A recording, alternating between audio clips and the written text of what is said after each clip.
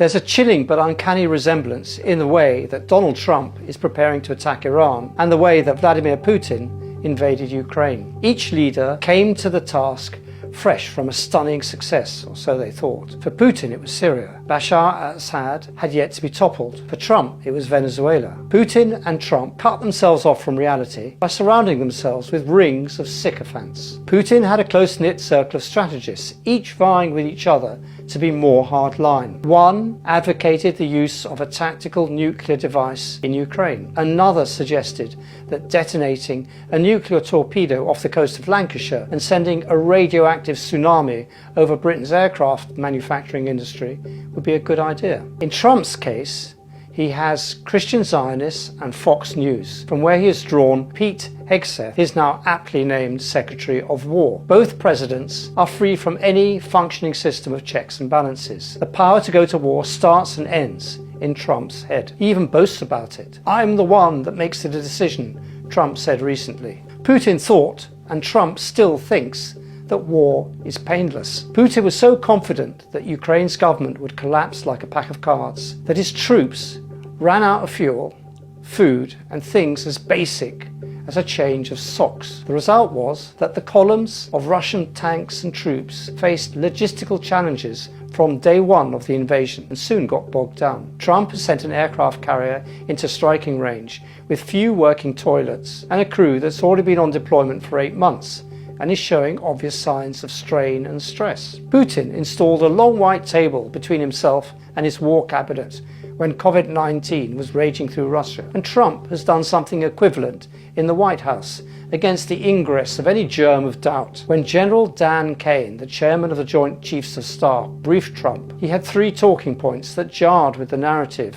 his commander-in-chief was trying to construct. Kane said that US forces amassed in the Middle East could sustain a small or medium strike, but not a long war. He said that there would be potentially a high risk of American casualties. And he said that they would use so many missiles so quickly that the action could deplete US weapons stockpiles quickly, or so the New York Times reported. In Trump's account of the same briefing, Kane told him that any military action ordered would be easily won. But Kane's doubts notwithstanding, a war is surely coming.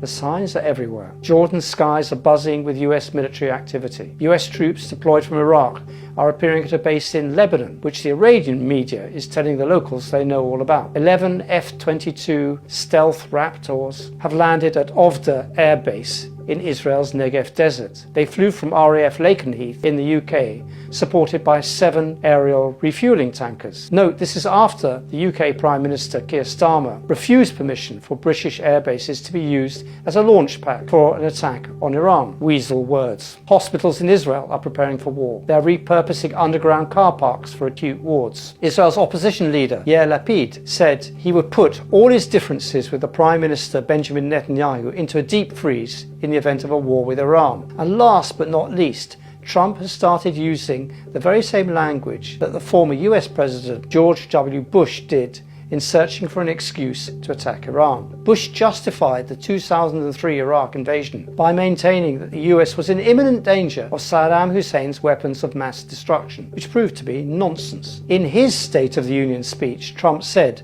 that Iran was working to build missiles that will soon reach the United States of America. Hours before that speech, his special envoy, Steve Witkoff, claimed that Iran was a week away from having industrial-grade bomb-making material. Well, that is odd, because Trump claimed to have obliterated Iran's uranium enrichment program last year. So which of Trump's claims is true? The one he made last year or the one he's making today?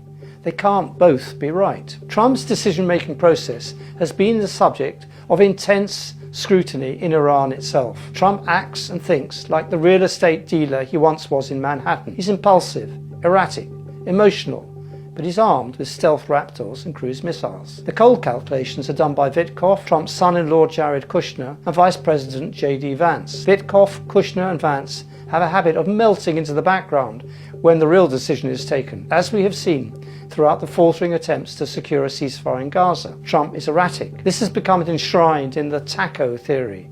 Trump always chickens out. Aaron David Miller, a former US Middle East peace negotiator, has a variant of the taco theory that still has Trump going to war. It is that he has boxed himself into a war he doesn't want. Trump's language on Iran today has changed from the sharp rebuke he gave Netanyahu for continuing to strike Iran after he, Trump, had called for a ceasefire last year. Netanyahu has been working on the US president with intelligence, so-called, about how Iran has restarted its nuclear enrichment program. With such a huge build-up of naval and air power, Trump has no off-ramp other than to claim some unprecedented breakthrough in the talks taking place in Geneva and Amman. Unlike Bush, Trump hasn't prepared the ground for a war at home or abroad. His excuses for war have veered wildly from the promise to protesters that help is on its way, to ending a nuclear program that he claimed last year to have obliterated, and lastly to the bizarre claim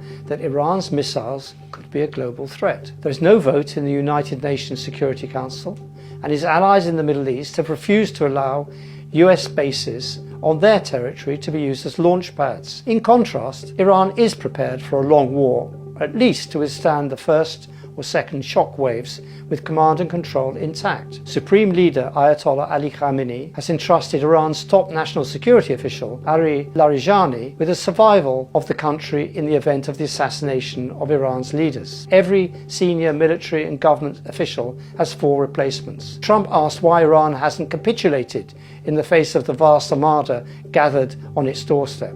The answer is simple. This is a generation of Iranian leader honed by war. They have bitter, sometimes personal memories of the gas attacks launched by Saddam Hussein in the 8-year Iran-Iraq war. An estimated 1 million Iranians, both military and civilian, were exposed to chemical warfare agents. More than 100,000 were documented to have received emergency medical treatment for chemical injuries. Saddam was at the time financed by Saudi Arabia and Kuwait and supported by the US and Europe. German firms sent more than 1,000 tons of precursors of mustard gas, sarin, tabun, and tear gas, enabling Iraq to manufacture the gases. So whatever Trump can throw at them now is not new to Iran. Iran has also prepared the ground in the Gulf.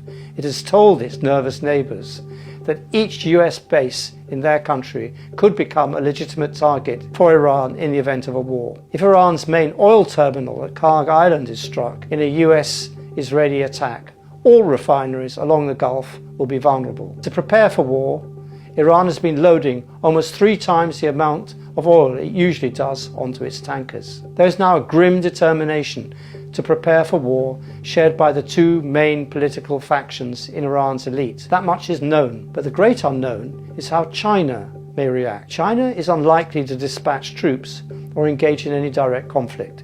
It's saving a direct confrontation with the US on Taiwan. But it would be fatal for Trump to misread this as passivity. China's support for Iran is real. Iran is a full member of the Shanghai Cooperation Organization, which is not a security pact, but China, Russia and Iran recently deployed naval vessels for the joint security exercises in the Strait of Hormuz. Less visible has been the recent arrival of Chinese-made surface-to-air missile batteries in Iran as part of an oil for weapons deal to bypass US sanctions. There are unverified reports too that Iran might yet receive 5th-generation J-20 stealth fighter jets. During Iran's Air Force Day this month, the Chinese military attaché presented a model of the J-20 stealth fighter to an Iranian Air Force commander. These are public gestures, but they serve as warnings too. What can be said with some certainty is that China has drawn a red line against allowing regime change in Iran, which remains China's top energy partner. This then has all the makings of a regional